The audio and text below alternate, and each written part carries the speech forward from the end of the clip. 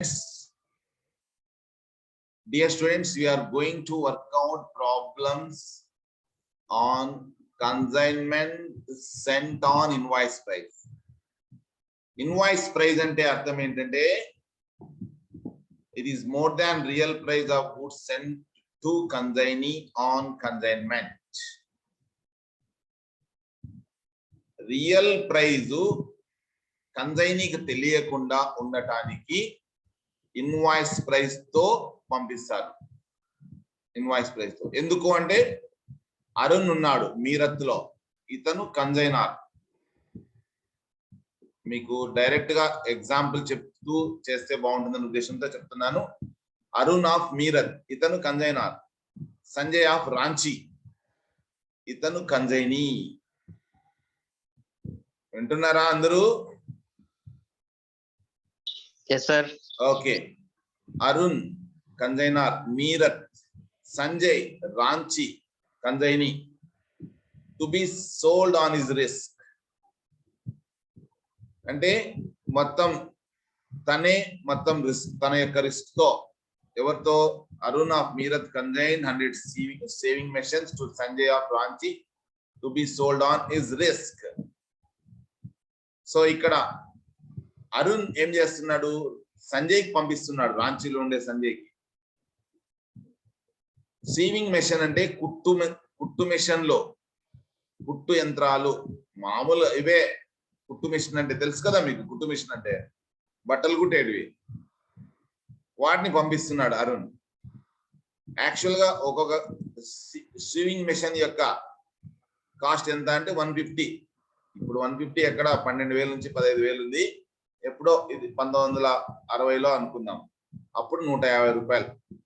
Okay, కానీ invoice price ఎంత పంపిస్తున్నాడు అంటే 200 పంపిస్తున్నాడు.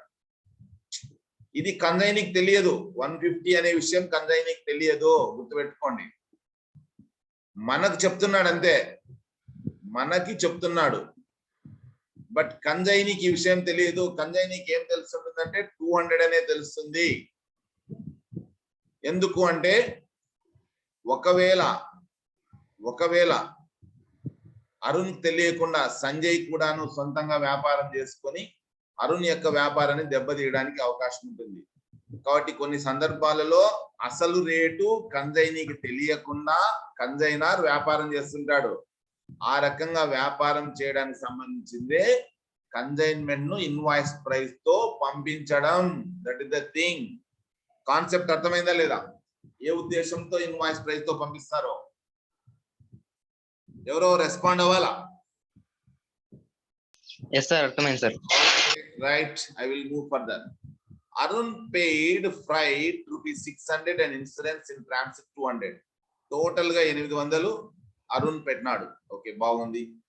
Next, Sanjay sent a bank draft 10,000. Advance గా పే చేశాడు సంజయ్, అది ఓకే. ఆ తర్వాత అకౌంట్ సేల్స్ పంపించాడు అమ్మిన తర్వాత. ఎంత? మొత్తం 100 సూయింగ్ మిషన్లలో 80 అమ్మినాడు అనమాట సంజయ్. ఓకేనా? ఒక్కొక్కటి 220కి అమ్మినాడు.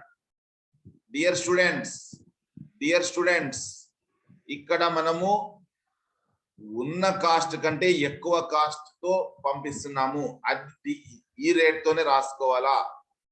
ఈ ఎక్సెస్ మళ్ళీ ఆపోజిట్ తీసుకొని రావాల్సి ఉంటుంది. దాన్నే మనం ఏమంటాము అంటే స్టాక్ రిజర్వ్ అంటాము. ఓకేనా? Consignment stock reserve, that is the important thing you have to understand. Okay, so ఇక్కడ ఆ ఎక్సెస్ అమౌంట్ ఏదైతే ఉందో ఆ ఎక్సెస్ అమౌంట్ దాన్ని స్టాక్ రిజర్వ్ అంటాము. దానికి ఒక ఎంట్రీ రాసుకోవాలా. అది జస్ట్ ఎక్స్ప్లెయిన్ చేస్తాను, తర్వాత చూద్దాం ఏం జరిగింది అనేది ఫస్ట్ తెలుసుకోండి. ఓకే, నెక్స్ట్ ఏమైంది? Expenses incurred by Sanjay were carriage inward 25, of price 75, go down rent 500, advertisement 300. ఏమంట? క్యారేజ్ ఇన్వర్డ్ అంటే సరుకులు బస్ స్టాండ్ నుంచి లేదా రైల్వే స్టేషన్ నుంచి తన గోడౌన్ తెచ్చుకోవడానికి రూపాయలు. ఆక్ట్రాయ్ అంటే ఒక ఊరు నుంచి మరొక ఊరికి గూడ్స్ రవాణా చేసేటప్పుడు పొలిమేర్లలో ఇట్లా ట్రాఫిక్ ఒక కట్టి అడ్డం పెట్టి వసూలు చేస్తుంటారు చూడండి, టోల్ గేట్ అంటాం మనం జనరల్ గా. దాన్ని ఆక్ట్రాయ్ అంటాం. అది ఒక 75 రూపాయలు, అంటే టోటల్ 100 రూపీస్. ఇది కాకుండా ఇంకా ఏం ఖర్చు పెట్టినాడు అంటే, ఇది కాకుండా 500 godown rent, advertisement 300. Dear students, మనం క్లోజింగ్ స్టాక్ క్యాల్కులేట్ చేసేటప్పుడు ఈ గోడౌన్ రెంట్ స్టాక్ ఎంతవరకు ఖర్చులు తీసుకోవచ్చు అంటే, అన్సోల్డ్ స్టాక్ కు బస్ స్టాండ్ నుంచి రైల్వే స్టేషన్ నుంచి, ఎక్కడ సంజయ్ ఊర్లో రాంచీ యొక్క బస్ స్టాండ్ నుంచి కానీ రైల్వే స్టేషన్ నుంచి కానీ సంజయ్ యొక్క గోడౌన్ కి వచ్చేంత వరకు ఏమైతే ఖర్చు పెట్టినాడో అవన్నీ తీసుకోవచ్చు అన్నమాట, అన్సోల్డ్ స్టాక్ వాల్యూ చేయడానికి. ఈ గోడౌన్ రెంట్, అడ్వర్టైజ్మెంట్ తీసుకోకూడదు, అన్సోల్డ్ స్టాక్ కు మాత్రమే, గుర్తుపెట్టుకోండి. Okay, now right. ఇక్కడ మనం నెక్స్ట్ ఏమంటే 5% కమిషన్ అంట సేల్స్ మీద. 1 by 1 ఎంట్రీస్ రాసుకుంటూ వెళ్దామండి.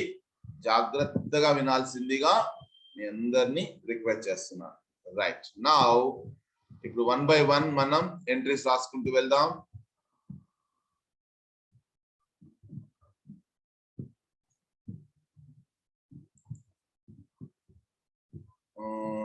ఇది ప్రాబ్లం. Close, yes.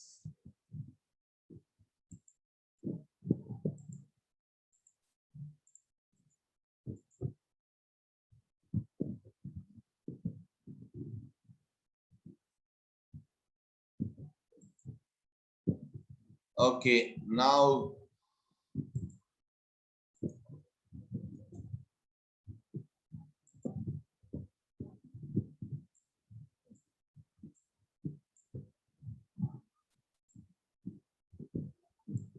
స్టూడెంట్స్, రెండు కనపడుతున్నాయా మీకు? Very good, very good. Okay, very nice. ఇప్పుడు ఈజీగా ఉంటుంది. ఇప్పుడు ఎంట్రీ ఏమంటే, బాగా అబ్జర్వ్ చేయండి, చాలా ఇంపార్టెంట్ ఇది.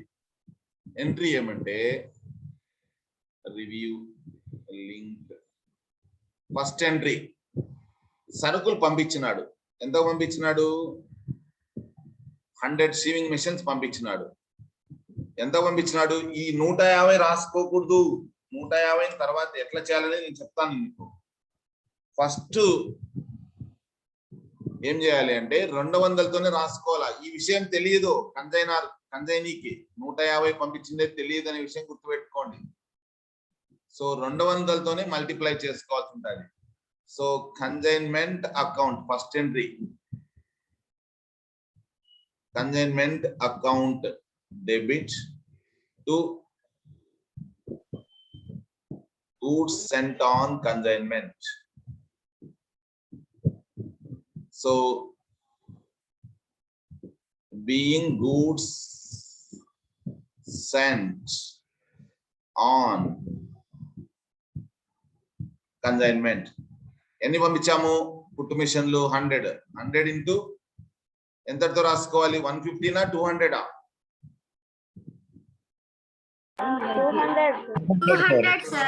150 కాదు, 150 రహస్యం. అది మనం అకౌంటెంట్ ఎక్కడంటే అరుణ్ దగ్గర అకౌంటెంట్ అన్నమాట. ఈ ఎంట్రీస్ ఎక్కడంటే ఇన్ ది బుక్స్ ఆఫ్, మనకు మాత్రమే తెలుసు, కంజైనీకి తెలీదు.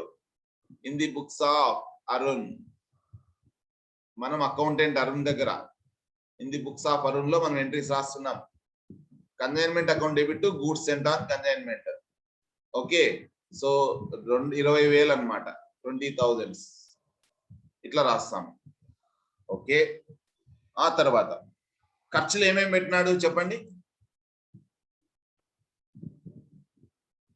600 ప్లస్ 200 కదా. కన్సైన్మెంట్ కోసం మనం పెట్టినాం అంటే మన నుంచి డబ్బు బయటికి పోతుంది. దేనికోసం అంటే కన్సైన్మెంట్ కోసం.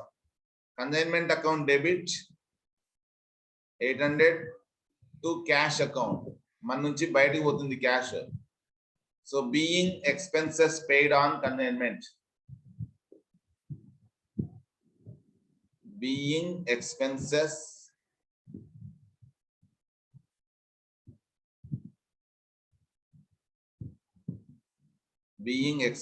paid on consignment. ఓకే, అది ఎట్లా వచ్చింది అంటే ఒకటి 600 ప్లస్ 200 మీకు అర్థం కావడానికి. ఆ తర్వాత నెక్స్ట్ కన్సైనీ కూడా ఖర్చులు పెట్టినాడు. బాగా అబ్జర్వ్. సంజయ్ ఒక బ్యాంక్ డ్రాఫ్ట్ పంపించాడు. బ్యాంక్ డ్రాఫ్ట్ పంపించినప్పుడు చిట్టాపద్ది ఏమొస్తుందంటే మనకు చెక్ వస్తుంది అని అనుకోవాలి. కాబట్టి బ్యాంక్ అకౌంట్, ఆ బ్యాంక్ పంపిస్తాం దాన్ని, అతను పంపించిన దాన్ని బ్యాంక్ అకౌంట్ డెబిట్. ఎవరు పంపిస్తున్నారు మనకు? సంజయ్ పంపిస్తున్నాడు. ఇచ్చేవాడు సంజయ్ కాబట్టి సంజయ్ అకౌంట్ చేయాలి. ఓకే, దీనికంటే ముందు సంజయ్ ఖర్చులు రాసుకోవాలి కదా, ఎంట్రీ రాయలేదు చూడండి, మర్చిపోయినాం. ఓకే, దాని తర్వాత కదా వచ్చేది. Right, so okay Sanjay sent a bank draft కాబట్టి దానికి మనం రాసుకోవాలి entry. Okay, bank bills receivable కాదు, ఇది బ్యాంక్ డ్రాఫ్ట్, అందుకనే బిల్స్ రిసీవబుల్ కాకుండా బ్యాంక్ అని రాస్తున్నాం. చెక్ లాంటిది వస్తుంది అనమాట. బ్యాంక్ అకౌంట్ డెబిట్ 10,000 ఎవరు ఇచ్చారు మనకు? సంజయ్ ఇచ్చాడు. Account being DD received from Sanjay as advance. Being DD received, మన దగ్గర పెట్టుకోం, బ్యాంక్ పంపిస్తాం, అందుకనే బ్యాంక్ అకౌంట్ డెబిట్ చేస్తాం అన్నమాట. being DD received from Sanjay as advance, మనం సరుకులు పంపించినందుకు బదులుగా అతను పంపిస్తున్నాడు అని అర్థం అవుతుంది. ఓకే, నెక్స్ట్ చెప్పండి. ఎవరు ఓకే, వెయిటింగ్ హాల్లో పెట్టేసిన. రైట్, నాలుగోది 80. మొత్తము ఎన్ని అమ్మినాడు? 80 అమ్మినాడు. 80 అమ్మినాడు. అమ్మితే ఎవరికి వెళ్తుంది ఆ డబ్బు? సంజయ్కి వెళ్తుంది కదా. కాబట్టి Sanjay account debit to consignment account. So being goods sold by Sanjay ఎంత అంటే 80 into 220 ఎంత బంగారు? 22 into 8 ఎంత? 17,600 సార్. 17,600. ఓకే, ఇది ఎంట్రీ రాస్తాం. 1 by 1 రాసుకుంటూ వస్తున్నాం, బాగా అబ్జర్వ్ చేయండి. తర్వాత expenses incurred by Sanjay were carriage, octroi, godown rent, advertisement. ఐదోది సంజయ్ ఖర్చు పెట్టుకున్నాడు. ఎవరి కోసం అంటే కన్సైన్మెంట్ కోసం. Consignment account debit to Sanjay account, అతను ఇస్తున్నాడు కాబట్టి. being expenses borne by Sanjay. ఎట్లా ఏమేమంటే 25 plus 75 plus 500 plus 300 is equal to 900 total.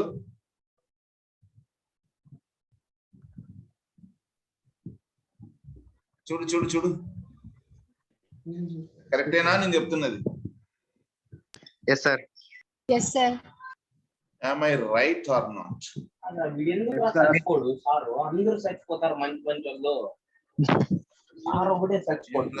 Hem Prasad.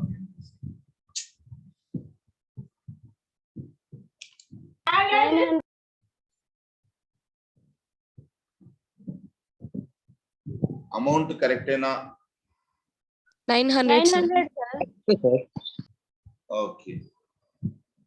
900. Okay, Nana. Right, 900. Okay, తర్వాత సంజయ్ కి కమిషన్ అంట. కమిషన్ దేని మీద?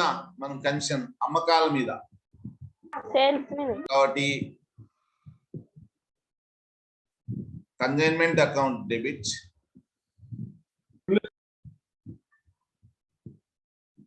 Sanjay account. Being commission payable, ఇంకా పే చేయలేదు మనం, బాకీ అతనికి. Being commission payable. ఇక్కడ ఖర్చులు పెట్టేటప్పుడు అతను ఇచ్చాడు కాబట్టి అతని ఖాతా క్రెడిట్ చేస్తాము. కమిషన్ అతనికి మనం ఇవ్వాలి కాబట్టి అతను మనకు రుణదాత లాంటి వాడు అనమాట. అందుకనే ఇక్కడ సంజయ్ అకౌంట్ క్రెడిట్ చేస్తున్నాము. రెండు కన్ఫ్యూజ్ అవ్వద్దండి. Being commission payable to Sanjay. So that is equal to sales ఎంత 17,600 ఇంటూ 5/100 ఎంత వస్తుంది నాన్న? 880 sir. 880 sir. 880. Okay 880. Very good. Okay.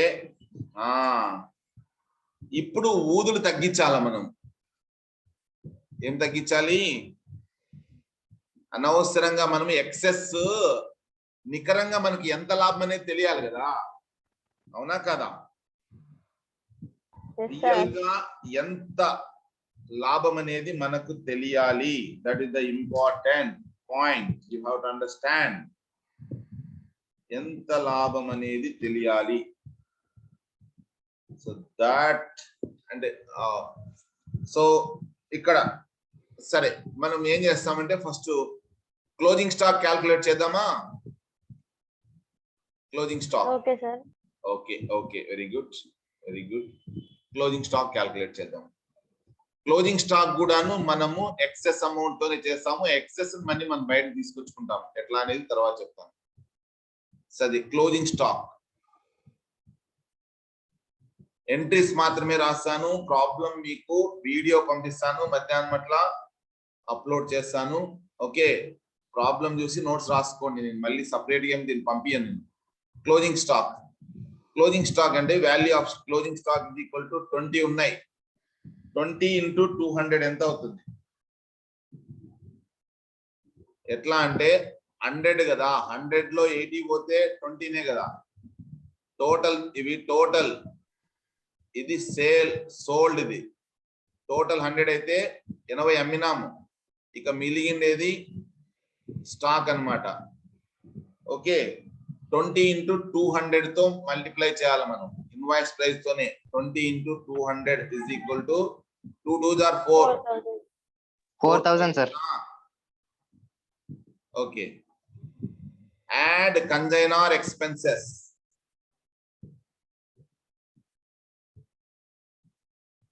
Consignor expenses లో మనము 20/100 వేసుకోవాలా.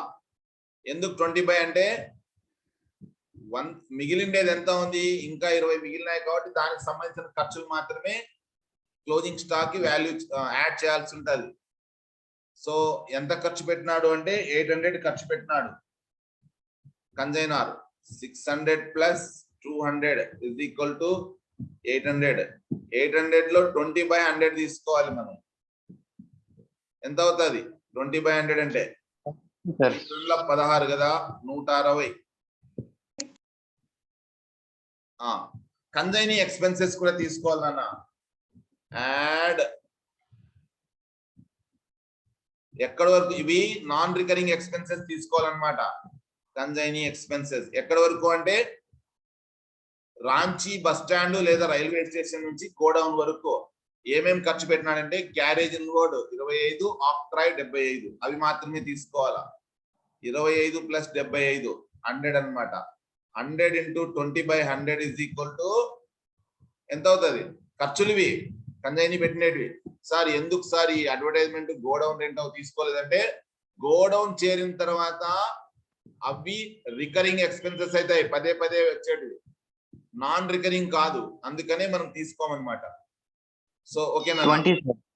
20 అవుతుంది. So value of closing stock is equal to 4,180. ఇది దీనికి ఒక ఎంట్రీ రాయాలి మనం. So value of closing stock is equal to value,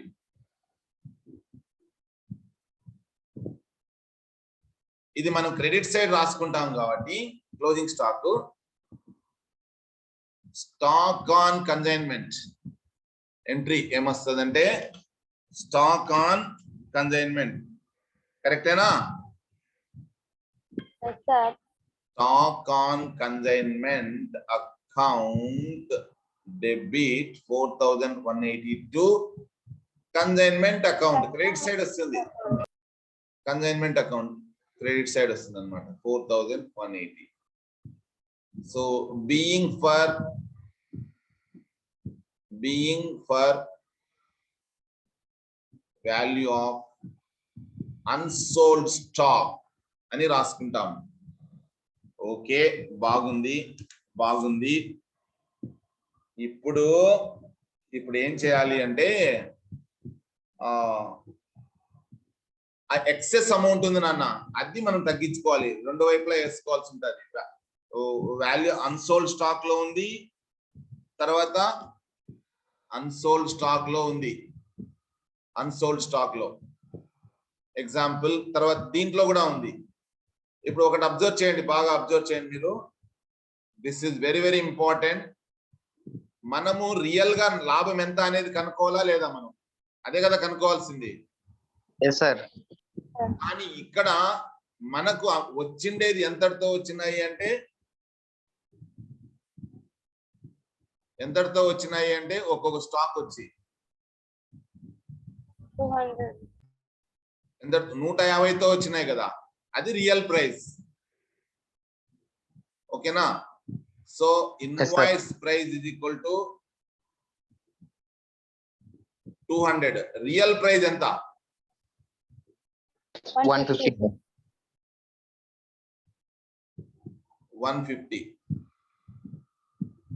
so ఇది ఏమవుతుంది? 50 రూపీస్.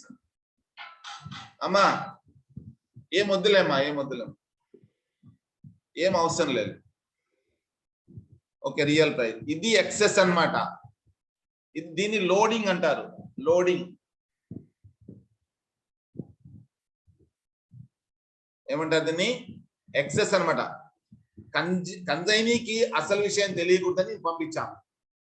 ఇది ఏ వైపు ఉంది? డెబిట్ సైడ్ ఉంటుంది. దేనిలో ఉంటుంది అంటే ఇగో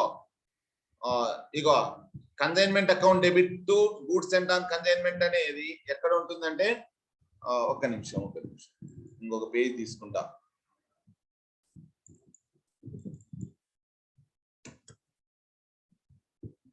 టెన్ మినిట్స్ ఉంది, త్వరగా కంప్లీట్ చేయాలి. ఓకేనా? ఇది ఎక్కడ ఉంటుంది? మీరు జస్ట్ ఒకటి మీకు అర్థం కావడానికి ఆ రెండు ఆస్పెక్ట్స్ ఒకటి నేను చూపిస్తాను మీకు కన్సైన్మెంట్ అకౌంట్ లో. రైట్, ఇక్కడ చూపిస్తాను. ఇక్కడ జస్ట్ శాంపుల్ గా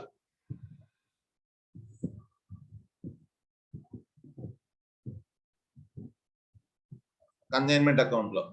so consignment account debit to goods sent on consignment 20,000 అని రాసుకుంటాను. అవునా?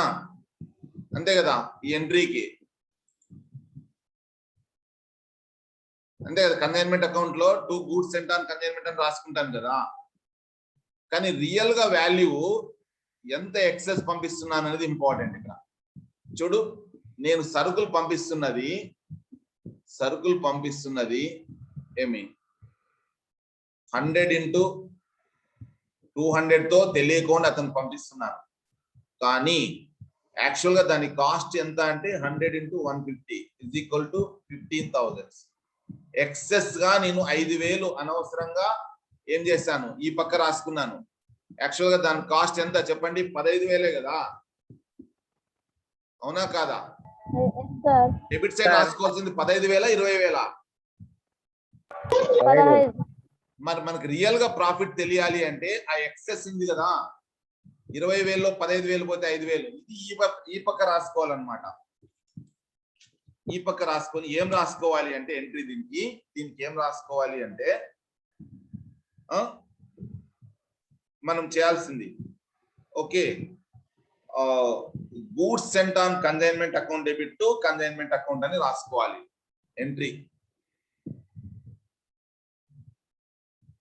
ఎంట్రీ ఏమొస్తుంది అంటే excess amount.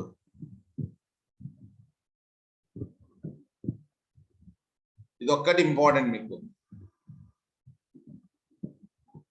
Goods sent on excess అన్నమాట. Goods sent on consignment account debit 5,000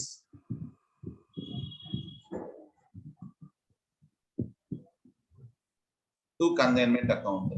ఈ ఎంట్రీ ఎక్కడ వస్తుంది చెప్పండి? Excess amount.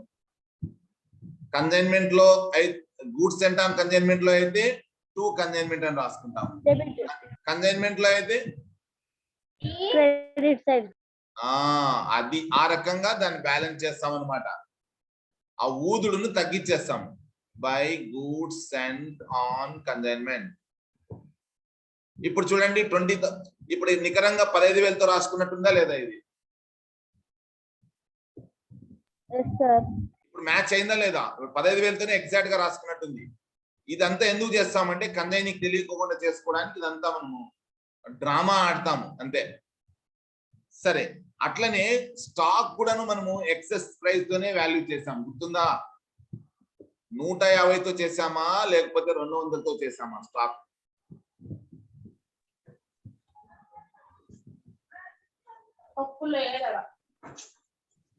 చెప్పండి, 150తోనా 200తోనా? 200 సార్. 200. దాంట్లో కూడాను ఎక్సెస్ ఉందా లేదా? క్రెడిట్ సైడ్ ఉంటుంది కదా. ఎగ్జాంపుల్ ఆ ఎంట్రీ ఎక్కడ రాసుకోవాలి అంటే చూడు, ఎంట్రీ ఇగో ఇది క్లోజింగ్ స్టాక్ రాసినాం కదా. Entry stock on consignment debit to consignment రాస్తున్నాం.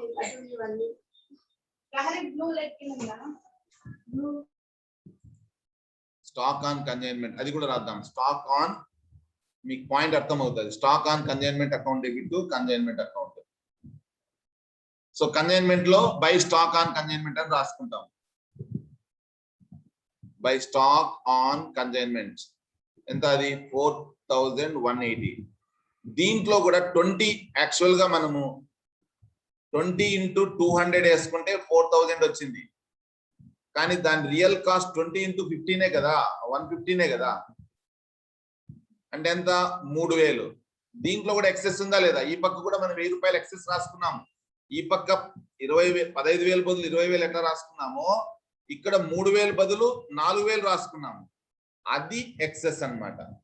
దీన్ని కూడా ఈ పక్క రాసుకోవాల్సి ఉంటుంది. పాయింట్ అర్థమవుతుందా లేదా మీకు? ఎస్ సార్, అర్థమవుతుంది. Okay, right. సో దాని చిట్టాపద్ది ఏం రాయాలి అంటే దీనికి నేరేషన్, దీనికి ఫస్ట్ నేరేషన్ రాసేద్దాము.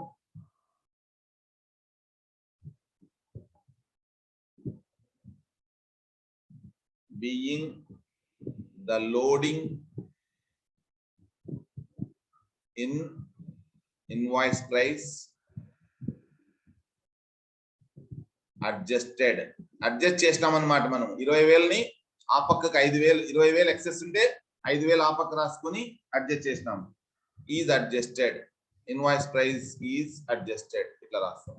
అట్లనే స్టాక్ లో ఉండే 1,000 రూపాయలు కూడా అడ్జస్ట్ చేస్తాం అన్నమాట. ఇప్పుడు ఎట్లా రాస్తాము అంటే ఎంట్రీ దీనికి ఈ 1000 ఉంది కదా ఎక్సెస్, క్రెడిట్ సైడ్ ఎక్సెస్ రాసుకున్నాం మనం. డెబిట్ సైడ్ మనం ఎక్సెస్ ను దాన్ని మ్యాచ్ చేయాలన్నమాట. 4,000 కాస్త 3,000 గా చేయాలి అంటే 1,000 ఇక్కడ పంపించాలి. దానికి చిట్టాపద్ది ఏమొస్తుంది అంటే ఎంట్రీ, దీని నంబర్ ఏమి ఎంట్రీ చూడండి ఎంత, ఎన్నో ఎంట్రీ? 8వ ఎంట్రీ. ఇది 9వ ఎంట్రీ ఏమొస్తుందంటే consignment debit 1,000 to stock reserve అంటాం దీన్ని. ఎట్లా అంటే ఇది 4,000 మైనస్ 3,000 అన్నమాట, ఎక్సెస్ అన్నమాట. 4,000 మైనస్ 3,000. ఇది ఎట్లా వచ్చింది అంటే ఇది 200 into 20, ఇది 150 into 20. ఆ ఎక్సెస్ ని యూతలకు తెచ్చుకుంటాం. సో నేరేషన్ ఏం రాస్తాము అంటే దీనికి being okay loading in unsold stock is adjusted అని రాసుకుంటాం. That's all. ఇది దీని ఇప్పుడు కన్సైన్మెంట్ అకౌంట్ లో టు స్టాక్ రిజర్వ్ అని రాసుకుంటాం. మిగతావన్నీ మామూలే, మీరు ఇంకా యాజ్ ఇట్ ఈస్ అట్లే చేయొచ్చు. ఇవి రెండు ఒక్కటే problem. To stock reserve. So 4000 minus 3000 excess అన్నమాట. ఇక్కడ ఎక్సెస్ ది ఇక్కడ వచ్చింది నాన్న, దీంట్లో ఎక్సెస్ ఉంది 4000లో, 4000 ఇక్కడ ఎక్సెస్ వచ్చింది. ఆ రకంగా రియల్ గా వేసేసుకుంటాము. That's all. That is the only thing you have to do. ఇంకా యథా ప్రకారం మనం ఏం చేస్తామంటే ఎంట్రీ, ఇంకొక ఎంట్రీ P&L అకౌంట్ లేదా ఎంత తేడా వస్తే దాంతో రాసేసుకుంటాము. ఇంకొక 4వ ఎంట్రీ ఏం చేస్తాము, ఎంత బాకీ ఉంటే కన్సైనీ అకౌంట్ అది రాసుకుంటాము. P&L అకౌంట్ ఒక ఎంట్రీ వస్తుంది, కన్సైనీ ఎంత పే చేయాలని ఇంకోటి వస్తుంది. గూడ్స్ సెంట్ ఆన్ కన్సైన్మెంట్ మాత్రం 15,000 రాసుకుంటాము. అది ఇక్కడే రాసేస్తాను. మిగతా రెండు మాత్రమే మీరు చేయాలా. ఒకటి కన్సైనీ తిరిగి ఎంత పే చేయాలి, P&L అకౌంట్ కి కన్సైన్మెంట్ నుంచి ఎంత ట్రాన్స్ఫర్ చేస్తాం అనేది ఒకటే చేయాలా, అంతే మీరు. సో మీరు ప్రాబ్లం మళ్ళీ వినండి, డౌట్ వస్తే నేను అప్లోడ్ చేస్తాను. ఓకేనా? Okay sir. Right. So next goods sent on consignment account debit 15,000 to goods sent on B excess అన్నమాట. Goods sent on consignment account debit to consignment account. Okay, trading account పంపిస్తాం కదా మనం.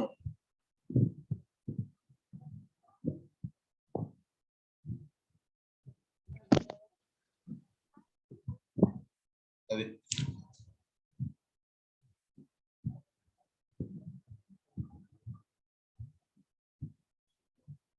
Okay, this is the problem. చేస్తారా ఈ problem మీరు? చేస్తాం sir. Okay, చేయండి. నేను మళ్ళీ మండే కంటిన్యూ చేస్తాను. ఇంకా రేపు తీసుకునే క్లాస్ లేదు. మీరు ట్రై చేయండి. ప్రాబ్లం విన్నారు కదా, ఈ ప్రాబ్లం చేసి చూడండి. Okay, bye. Thank you so much for patient listening. See you on Monday.